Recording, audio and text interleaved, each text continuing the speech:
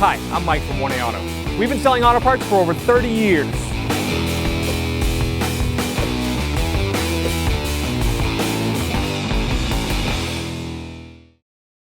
What's up guys, I'm Andy from 1A Auto. Today I'm going to show you how to check and fill the coolant in this 2011 Ford Explorer. If you need parts for your vehicle, click the link in the description and head over to 1AAuto.com. Alright, we're going to pop the hood right underneath this kick panel here. There's a little lever. Pull that lever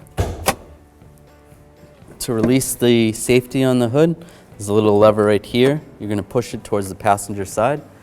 Lift up on the hood. The prop rod is right here.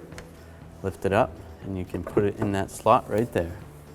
To check your coolant level, the coolant reservoir is located right here.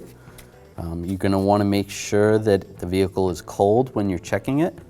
You're going to want to, if you need to add coolant to it, you're going to want to make sure it's a 50-50 mix of the appropriate coolant. You can check your owner's manual to make sure what kind of coolant it is.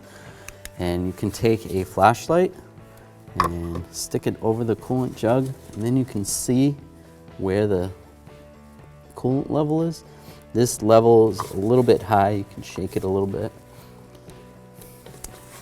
So we would want to take a little bit of the coolant out. But if you had the coolant below this line right here, you would want to add some.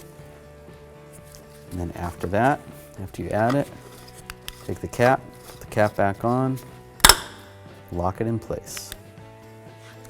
This vehicle actually has a tag right on the coolant jug that says what kind of coolant to use. You're going to use the Motorcraft Special Green Engine Coolant, 50-50 mix. So the coolant and the water. Take the prop rod out, put that in position, close the hood. Thanks for watching. Visit us at 1AAuto.com for quality auto parts, fast and free shipping, and the best customer service in the industry.